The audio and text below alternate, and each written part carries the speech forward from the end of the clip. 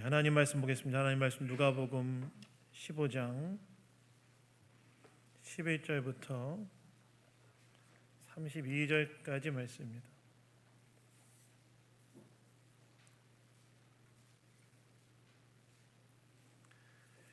누가복음 15장 11절부터 32절까지 말씀.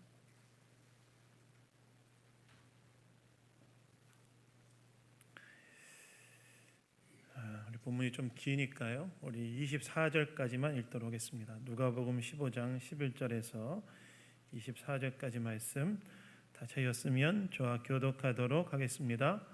또 이르시되 어떤 사람에게 두 아들이 있는데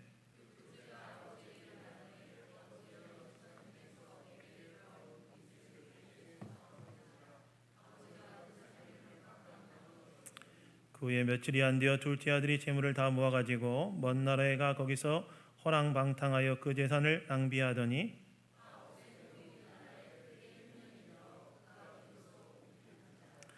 가서 그 나라 백성 중 한 사람에게 붙여 사니 그가 그를 들로 보내어 돼지를 치게 하였는데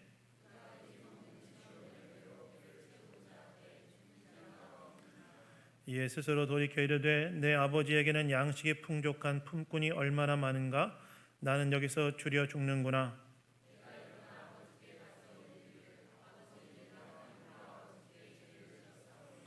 지금부터는 아버지의 아들이라 일컬음을 감당하지 못하겠나이다. 나를 품꾼의 하나로 보소서 하리라 하고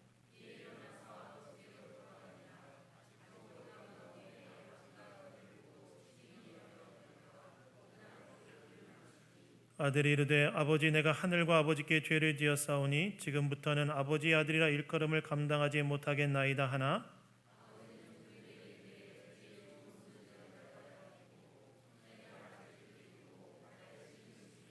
그리고 살진 송아지를 끌어다가 잡으라 우리가 먹고 즐기자. 이 내 아들은 죽었다가 다시 살아났으며 내가 잃었다가 다시 얻었노라 하니 그들이 즐거워하더라. 아멘. 두 아들 이야기 1 회복의 시작이라는 제목으로 하나님 말씀 나누기 원합니다. 여러분 설교 제목이 두 아들 이야기 1이라는 말은 어떤 의미일까요? 두 아들 이야기니까 두 아들 이야기 2도 있다는 얘기겠죠. 2도 있다는 이야기겠죠.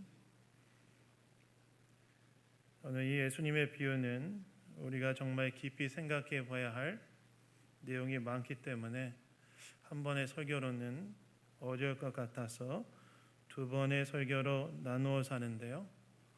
여러분이 잘 아는 것처럼 오늘은 둘째 아들 이야기를 하고 다음 주는 첫째 아들 이야기를 한번 해보도록 하겠습니다. 오늘은 그 중에 첫 번째 시간 둘째 아들 이야기로 회복의 시작이란 제목으로 하나님 말씀 나누기 원합니다. 여러분 우리가 살아가다 보면 때로 삶이 무너지고 앞으로 어떻게 살아야 될지 삶이 막막하고 앞이 보이지 않을 때가 있습니다. 우리 삶이 참 어떻게 살아야 될지 삶이 다 깨져버리고 삶이 무너져버리고 앞날이 참 막막해 보이는 그런 현실 앞에 우리가 놓여질 때가 있다는 거예요. 그때 우리는 무너진 우리의 삶을 어디에서부터 회복시켜 가야 하는가? 오늘 이 둘째 아들의 이야기를 통해서 우리가 오늘 이 주일 아침에 함께 생각해 보기를 원합니다. 여러분 오늘 본문 11절에 보시면 이렇게 나오지요. 또 이르시되 어떤 사람에게 두 아들이 있는데 라고 나와 있습니다. 여러분 여기에서 이 또 이르시되라는 이 구절은 오늘 이 본문의 내용이 앞에 있는 내용과 연결되어 있는 그런 비유라는 이야기입니다. 실제로 오늘 본문은 누가복음 15장 1절에서부터 시작된 이야기에 연결되어 있는 말씀인데요. 15장 1절부터 3절에 어떤 일이 있었습니까? 예수님께서 세리와 죄인들을 영접하시고 환대하시는 것을 본 당대의 종교 지도자들이었던 바리새인들과 서기관들이 이러한 예수님의 행동에 대해 불평하고 비난하는 일이 있었죠. 예수님께서 죄리와 세인들을 영접하시고 그들과 함께 식사하시는 것을 통해 그들을 환대하는 것을 본 당대의 종교 지도자들이 그러한 예수님의 행동을 비난하고 불평하는 일이 있었다는 거예요. 왜 당대의 종교 지도자들은 예수님의 그러한 행동에 비난하고 불평했는가? 그건 당시에 그 바리새인과 서기관들이 가지고 있었던 생각 때문이었는데, 그들은 이스라엘 공동체는 의인들의 공동체하고 따라서 의인들의 공동체에 죄인들이 들어와서 오염시키면 안 된다는 생각이 강하게 있었기 때문에 의인들의 공동체에 들어오는 것을 배제시키고 있었는데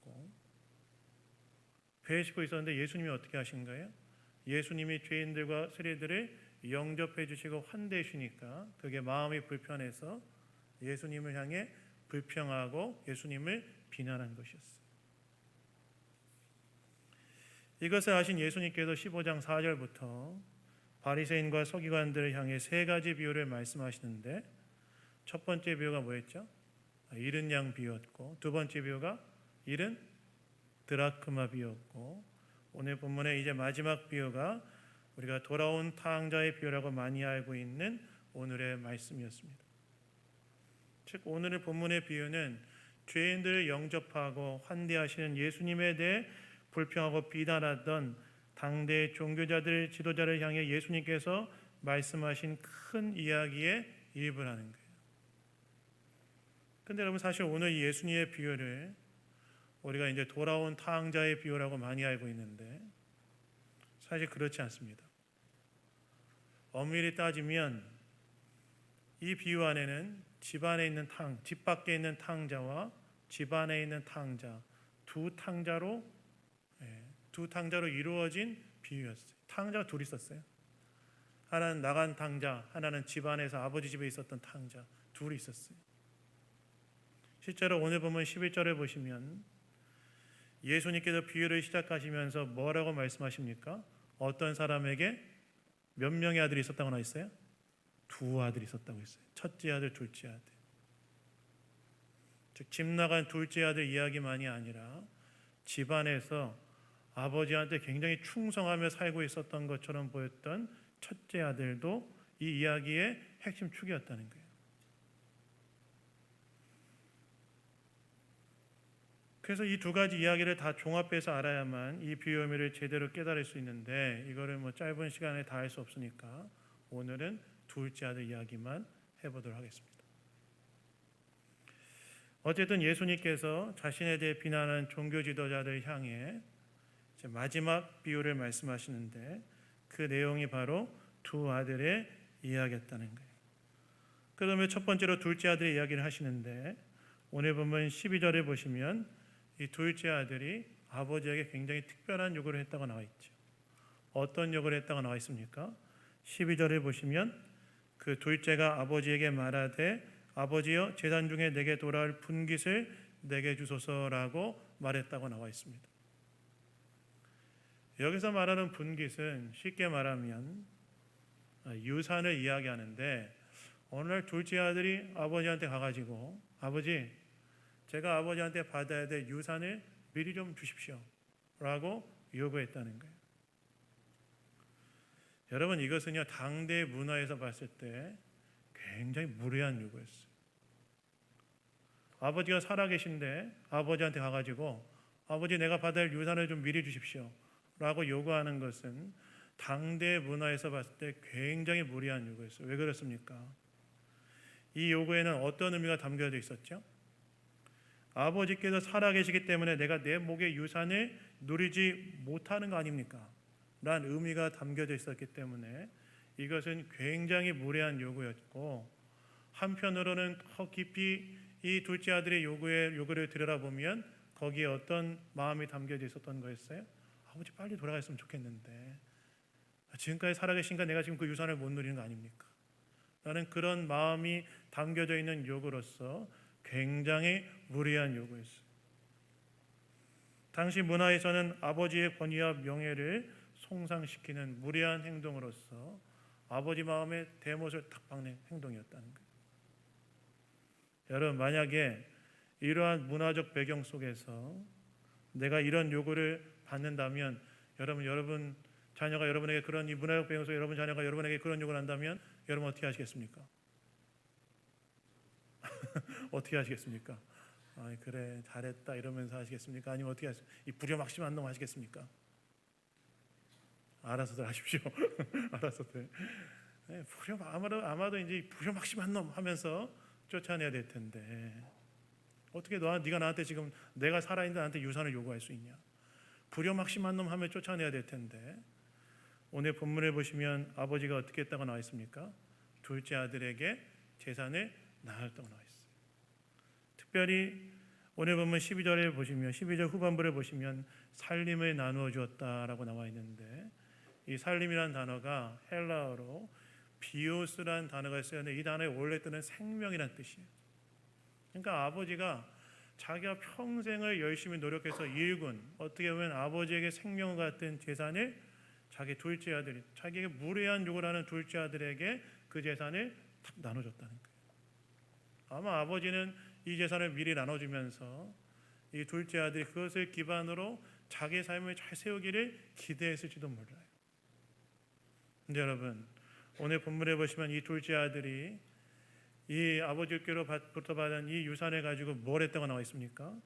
13절에 보시면 이렇게 나와 있죠. 그 며칠이 안 되어 둘째 아들이 재물을 다 모아가지고 먼 나라에 가 거기서 허랑방탕하여 그 재산을 낭비하더니 라고 나와 있습니다. 둘째 아들이 아버지한테는 마치 아버지 평생 동안 열심히 해서 일군 아버지 입장에서 생명과 같은 그 재산을 둘째 아들에게 탁 분배해 줬는데 그 둘째 아들이 그 재산을 가지고 어떻게 했다는 거예요? 먼 나라로 가서 허랑방탕하게 다 낭비해 버렸다는 거예요. 여러분이 허랑방탕하게 낭비했다는 이 말은 어떤 말이냐? 우리가 읽지 않았지만 30절에 첫째 아들이 자기 동생이 했던 이 잘못을 아주 명확하게 얘기해 주는데 30절에 보면 뭐라고 나와 있습니까? 이렇게 얘기하죠. 큰아들이 아버지의 살림을 창녀들과 함께 삼켜버린 이 아들이 돌아오매 이를 위하여 살찐 송아지를 잡으셨나이다. 허랑방탕하게 썼다는 말은 뭐예요? 이 둘째 아들이 그 돈을 주색 잡기로 다 써버렸다는 거예요. 아버지로부터 받은 이 아버지가 열심히 평생을 일구어서 모은 아버지에게는 생명 같은 이 재산을 분배받았는데 그 아들은 그 돈을 가지고 뭐 했다는 거예요? 주색 잡기로 허랑방탕하게 다 그 돈을 낭비했다는 거예요. 정말 여러분 정말 아버지 마음에서 이 아들 어떤 이런 아들의 모습을 봤다면 아버지로서 어떤 마음이 들겠습니까? 다들 착한 자녀들만 두셔가지고 내가 만약 그런 마음이라면 저 나쁜 놈의 아들 어떻게 그럴 수 있을까? 이런 생각이 들 것 같은데 그 아들이 그렇게 했다는 거예요. 근데 오늘 본문을 보시면 이렇게 허랑방탕하게 재산을 다 낭비한 아들이 그 재산을 낭비한 후에 어떤 상황 가운데 놓여지게 됐는지에 대해 이야기가 나와 있는데 오늘 본문을 보시면 그가 어떤 상태에 떨어지게 됐다고 말합니까?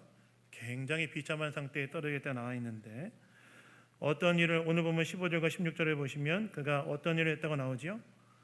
이 둘째 아들이 한 사람에게 붙어 사는데 그가 둘째 아들에게 뭘 시켰다고 나와 있습니까? 돼지를 치게 했다고 나와 있어요. 여러분 율법에 따르면 돼지는요 부정한 동물이었습니다. 그래서 유대인들은요 돼지와 접촉하는 것 자체를 싫어했습니다. 그런데 지금 이 둘째 아들은 어떻게 해요? 돼지를 치고 있는 거예요. 계속 접촉해야 되는 거예요. 뿐만 아니라 그의 상태가 얼마나 더 비참했냐면 너무나 배가 고파서 돼지가 먹던 사료인 쥐엄 열매로 배를 채우고 싶었는데 그 쥐엄 열매를 주는 사람이 없을 정도가 되었다는 거예요. 그러니까 그가 지금 어떤 상태예요? 너무너무나 비참한 상태로 떨어져 버린 것이죠. 아버지의 마음에 대못을 받고 아버지의 생명과도 같은 재산을 받아서 떠났으면 잘 살아야 될 텐데 오히려 그 재산을 다 허랑방탕하게 써버리고 율법에서 부정한 동물이라고 말하는 돼지의 쥐엄 열매로도 배를 채울 수 없는 그러한 비참한 상태로 이 둘째 아들이 떨어져 버렸다는 거예요. 그리고 그런데 이렇게 비참한 상태로 이 둘째 아들이 떨어지자 그가 무엇을 생각했다고 나와 있습니까? 자기 아버지 집의 품꾼들을 생각했다고 나와 있어요. 자기 아버지 집에서 일하는 종들을 생각했다는 거예요. 왜 종들을 생각했을까요? 그 집의 아버지 집의 종들은 어떻기 때문에 그래요? 풍족했기 때문에 그래요. 그리고 그가 어떻게 합니까? 17절 우리 17절 한번 다 같이 한번 읽어볼까요? 17절 한번 다 같이 한번 읽겠습니다. 시작. 이에 스스로 돌이켜 이르되 내 아버지에게는 양식이 풍족한 품꾼이 얼마나 많은가 나는 여기서 줄여 죽는구나. 18절 읽겠습니다. 18절 19절도 읽겠습니다. 시작.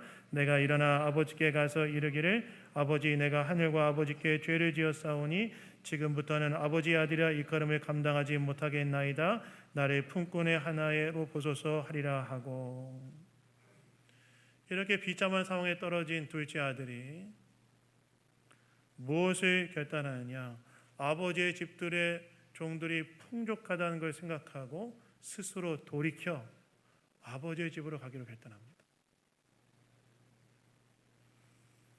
즉 아버지의 집을 떠나 자기가 원하는 대로 자기 욕망을 따라 살았던 삶에서 돌이켜서 아버지 집으로 돌아가야 되겠다. 근데 아버지가 나를 자식으로 받아줄 것은 만무하니까 나를 그냥 아버지 집의 종으로라도 좀 받아주십시오 라고 생각하고 아버지의 집으로 돌이켜 가기로 결단합니다. 즉 삶의 방향을 아버지로부터 멀어지는 것에서 다시 아버지께로 돌아가는 것으로 바꿨다는 거예요. 그리고 이렇게 방향을 바꿨을 때 이후에 그에게 어떤 일이 일어나죠? 그의 삶이 회복되는 게 일어나죠. 여러분 저는 여기서 우리가 한 가지 적용하고 넘어가야 될 것이 있다고 생각합니다. 무엇일까요? 우리의 삶의 회복은 어디에서부터 시작되느냐 하는 거예요. 저와 여러분의 삶의 회복은 어디에서부터 시작되는가? 사실 우리도 살아가다 보면 삶이 깨어질 때가 있고 관계가 깨어지고 가정도 깨어지고 생업의 연장이 막막하고 불투명할 때가 있지 않습니까? 그런데 그런 우리의 삶이 그렇게 우리의 삶이 깨어진 것을 경험할 때가 있지 않습니까? 근데 그러한 우리의 삶의 회복은 어디서부터 시작되느냐? 삶의 방향을 바꾼 데서부터 시작된다는 거예요. 삶의 방향을 하나님께로부터 멀어져 갔던 삶의 방향이 있다면 그것을 다시 하나님께로 방향을 돌이키는, 오늘 둘째 아들의 회복의 시작도 어디서부터 시작됩니까? 스스로 아버지께로 방향을 돌이키는 데로부터 그의 삶의 회복이 시작됐던 것처럼 우리의 깨어지고 무너진 삶의 회복은 어디서부터 시작되느냐? 저와 여러분의 삶의 방향을 하나님으로부터 멀어지는 것에서 다시 하나님께로 나아가는 것으로 삶의 방향을 돌이키는 것에부터 삶의 회복이 시작된다는 거예요. 사실 여러분, 자기가 원하는 대로 살기 위해 아버지를 떠난 이 둘째 아들의 모습은 모든 인류를 대표하는 모습이라고 할 수 있습니다. 왜 그렇습니까? 최초의 인간이었던 아담과 하와가 하나님처럼 되고자 하는 욕망으로 선악과를 따먹은 사건과 내적인 역동이 같기 때문에 그래요. 사실 아담과 하와가 선악과를 따먹은 이유가 무엇이었습니까? 어떤 욕망이 있었기 때문에 그렇죠?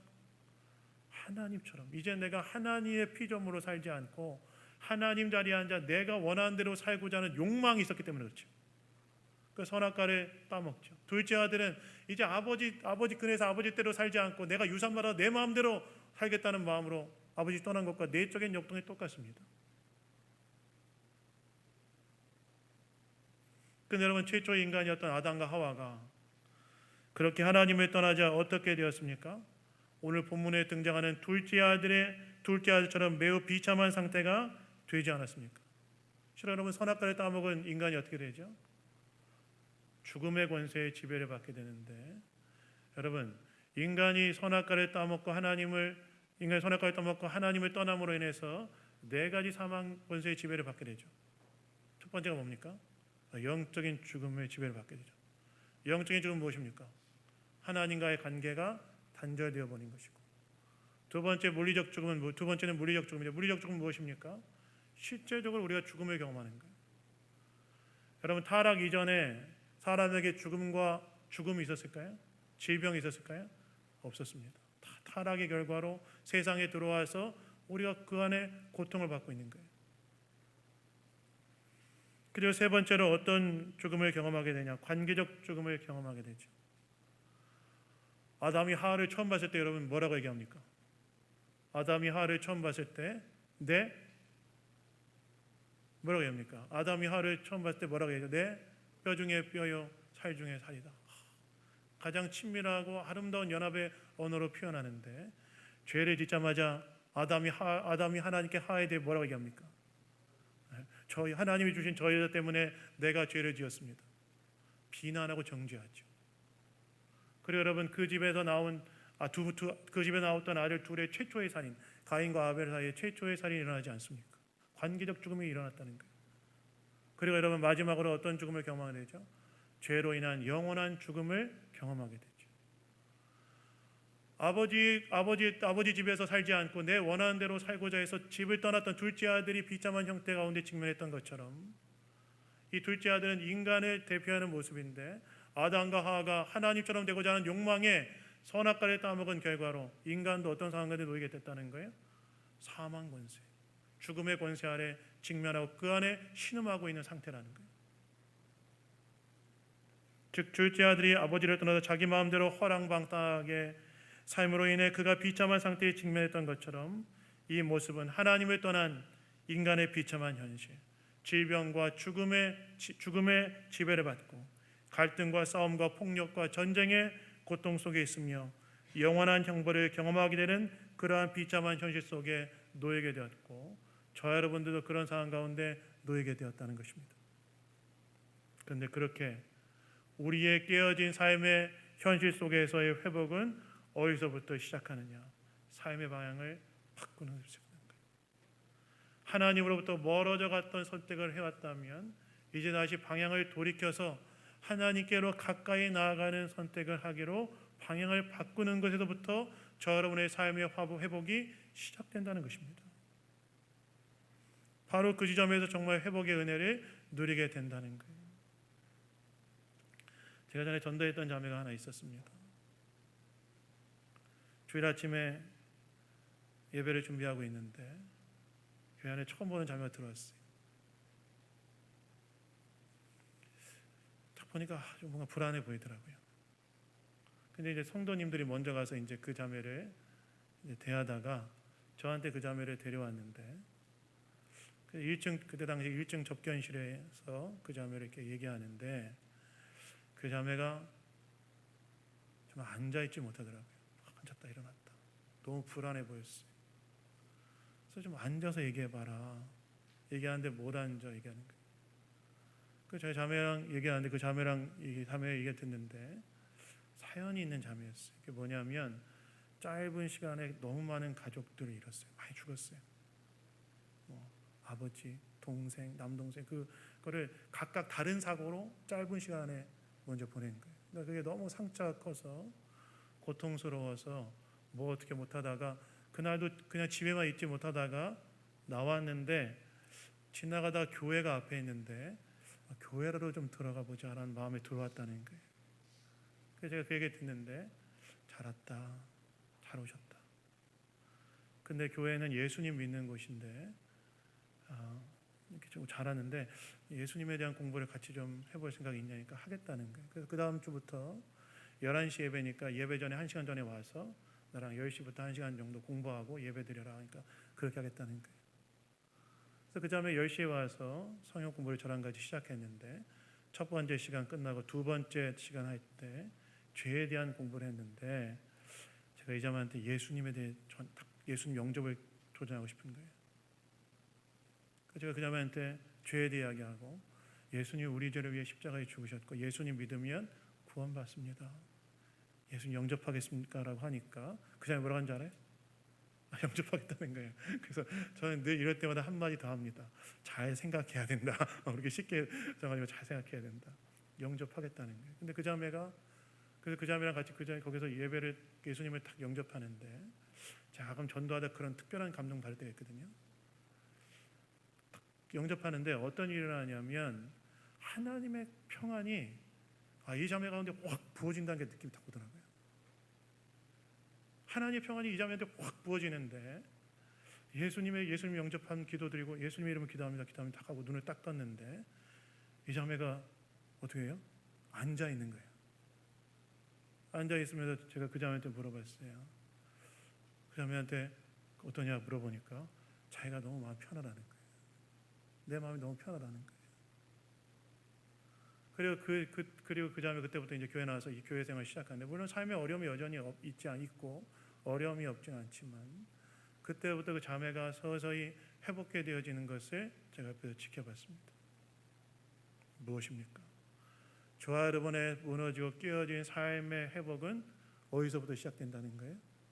하나님께로 방향을 돌이키는 데서부터 시작된다.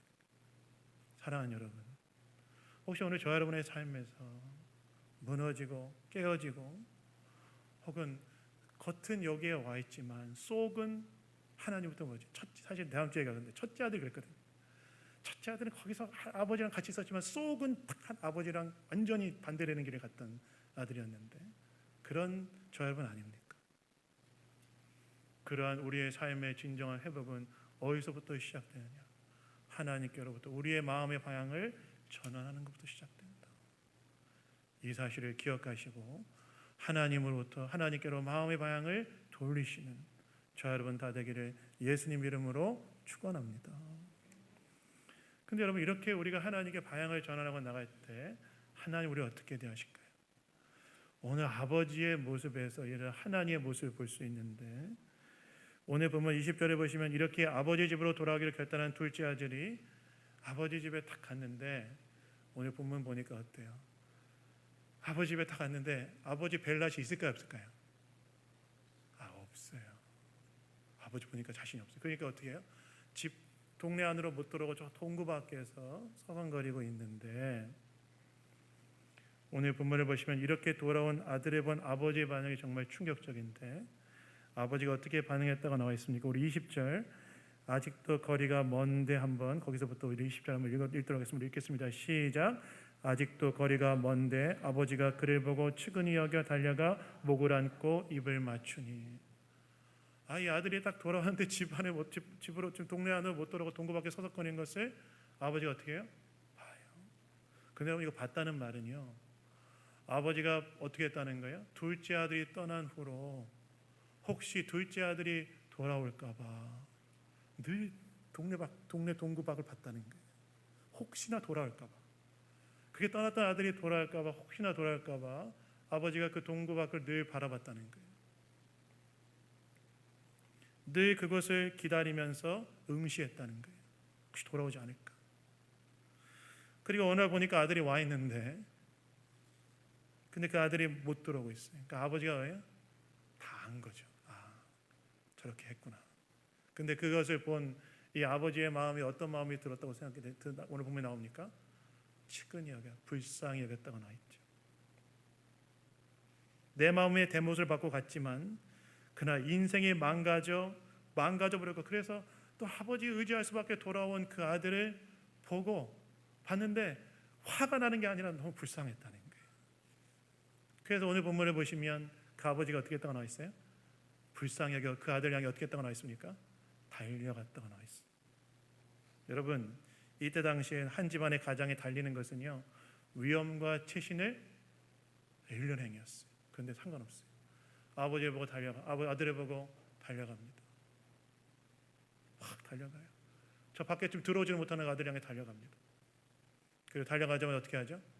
그 아들의 목을 끌어안고 입을 맞추고, 22절에 보시면 뭐라고 나와 있습니까?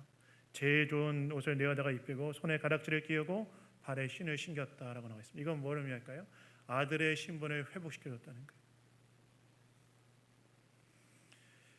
아버지가 돌아온 아들에게 어떻게 했다는 거예요? 아들이 떠난 후에도 늘 아들을 기다리는 심정으로 바라봤던 동네 입구의 아들이 돌아온 것을 보고 들어오지도 못하고 서성거리고 있는 그 아들에 대한 불쌍한 마음으로 달려가서 그 아들을 안고 입을 맞추고 아들의 신분을 회복시켜 주었다는 거예요. 아들에 대한 전폭적인 사랑을 보여주는 거죠. 여러분, 여기에서 우리가 정말 알게 되는 게 한 가지가 있습니다. 무엇일까요? 우리가 이렇게 방향을 돌려서 하나님께로 나아가면 하나님은 우리를 어떻게 대하시느냐? 그분은 우리를 향해 달려오시는 분이라는 거예요. 우리가 마음을 조금 돌려서 하나님께로 방향을 전환하면 하나님은 어떤 분이시죠? 우리를 향해 달려오시는 분이 하나님이시라는 거예요. 하나님을 떠나 내 마음대로 살겠다고 떠나서 살다가 삶의 비참한 현실 속에서 아버지께로 돌아왔을 때 그런 깨어지고 비참한 우리 인생 가운데 달려오시고 끌어안으시고 회복시키는 분, 그분이 바로 하나님 아버지시라는 거예요. 그래서 여러분, 내가 하나님께 나왔을 때 하나님은 나를 향해 달려오심을 믿으시고 저 여러분 되기를 예수님 이름으로 축원합니다. 제가 처음 다녔던 교회 장로님 한 분 계셨어요. 얼굴 되게 까맣고 키도 좀 작고 다부진 분이셨는데 어느 우연히 제가 그분에 대한 이야기 들었어요. 그분 어렸을 때부터 신앙생활을 잘 하시다가 한 20대가 되면서 신앙생활하는 것이 너무 답답하고 세상에도 좀 자유롭게 살고 싶은 마음이 딱 들었대요. 그럴 수 있잖아요. 살다가 교회 이제 너무 답답하고 이제 나가서 신나게 내 마음대로 살고 싶은 마음이 딱 들었대요. 그래서 이분이 20대 중후반쯤에 이 마음이 너무 강렬해져서 교회 본당 2층에 올라가서 딱 앉아서 하나님께 이렇게 기도했대요. 뭐라고 기도했냐? 하나님, 조금만 세상 나갔다 오겠습니다. 나갔던 거예요. 하나님, 또 조금만 나갔다 오겠습니다. 한번 그 기도했다는 거예요. 그리고 이분이 진짜 교회를 떠나서 세상에 정말 하고 싶은 거 다 하고 살았다고 그래요. 그러다 결혼도 하고 사업을 했는데 사업도 잘 돼가지고 승승장구하는 삶을 살았는데 40대가 딱 됐는데 갑자기 인생의 브레이크가 딱 걸린 거예요. 잘 되던 사업이 망하고 건강에 문제가 생겨버렸어요. 그러면서 이분이 왜 갑자기 내 인생이 이렇게 어려워졌는가 생각하다가 그 이제 떠날 때 드렸던 기도도 잊어버린 거예요. 이분이 생각하다가 그 20대 중반에 교회를 나올 때 하나님께 드렸던 기도, 하나님 저 조금만 세상에 좀 있다 오겠습니다 했던 그 기도가 딱 생각나면서 혹시 하나님이 나로 하여금 돌아오라는 사인이 아닌가라는 생각이 들었다 그래요. 그래서 다시 하나님께 돌아가야 되겠다. 그리고 다시 돌아왔는데 20년 지났지만 여전히 그 교회가 거기에 있었는데 지금도 있어요. 제가 이번에 아버지 때문에 처음 갔던 교회인데 그 건물이 똑같은 건물이 여전히 있어요. 지금도 있어요. 제가 교회 고등학교 다녔으니까 30년 넘은 건물이 거기 아직도 있어요. 근데 거기 2층 본당에 올라가서 기도했던 그 자리에 딱 앉아서 20년 만에 돌아와서 앉아 기도하는데 이렇게 기도했다 그래요. 하나님, 저 돌아왔습니다. 잠깐 나갔다 온다고 그랬는데 오래 걸렸습니다. 하나님 죄송합니다. 이렇게 딱 기도하는데 그분이 간증했던 거였어요. 딱 어떤 감동이 마음에 들렸냐면 네가 여기서 나를 떠난 때부터 난 여기서 널 기다리고 있었다. 그게 딱 들렸다는 거예요. 네가 20년 전에 잠깐 나갔다고 해서 내 기다리고 있었는데 지금도 널 기다리고 있었다. 지금까지 널 기다리고 있었다. 근데 그 감동을 딱 받는 순간 이분이 이제 이 장로님이 정말 펑펑 하나님 앞에 펑펑 울면서 회개하고 다시 신앙을 회복하는 그런 일이 있었다는 간증을 제가 들었어요. 무슨 말입니까? 하나님 어떤 분이시라는 거예요? 우리가 하나님께 딱 돌이킬 때 판자에 좀 닿을 때 하나님은 그런 우리에게 어떻게 하시는 분이라는 거예요? 달려오시고 우리를 회복시키는 분이 바로 하나님이시라는 거예요. 가끔 어떤 성도님들이 저한테 이런 말 할 때가 있어요. 목사님, 제가 예수님 영접하긴 했는데 예수님께 마음을 조금밖에 안 연 것 같아요. 어떻게 해야 돼요? 물어볼 때가 있어요. 예수님께 마음을 활짝 열지 않고 조금만 열었다는 거예요. 그래서 나 어떻게 하냐고 저한테 물어볼 때가 있어요. 그럼 제가 복음에 대한 다시 한번 점검하고 그렇게 얘기해 드립니다. 내가 마음을 하나님께 조금 열어도 하나님은 크게 여신 것처럼 보고 달려오신 분이니까 걱정하지 마세요. 이렇게 말씀드려요. 여러분, 하나님은 우리가 방향을 전환해서 하나님께 나아갈 때 우리를 향해 달려오시는 분이 바로 하나님이십니다. 그 하나님에 대한 믿음으로 깨어 계시는 저와 여러분 삶이 다 되기를 예수님 이름으로 축원합니다. 그래서 여러분 한 주 동안 늘 주님께 나아가십시오.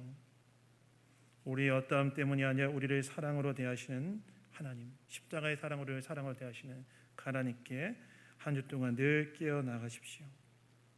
그럼 주님께서 우리에게 달려오시고 저의 삶을 회복시켜 나가실 것을 믿습니다. 그런 은혜가 넘치는 이번 한 주에 저와 여러분의 삶이 다 되기를 주님의 이름으로 축원합니다. 제가 우리 기도하겠습니다. 하나님, 오늘도 말씀을 통해 우리에게 이야기해 주시니 감사드립니다. 인생의 진정한 회복은 하나님께로 방향 전환하는 것부터 시작됨을 알게 하시니 감사드립니다. 우리의 마음이 주님으로부터 돌려져 있다면 다시 주님을 향하게 하시고, 그렇게 주님을 향해 나아갈 때 우리를 향해 달려오시는 주님의 은총을 우리 모두가 경험하는 한 주가 될 수 있도록 역사하여 주시옵소서. 모든 것 주님께 감사드리며 우리를 구원하신 예수님 이름으로 기도드렸습니다. 아멘. 교회에서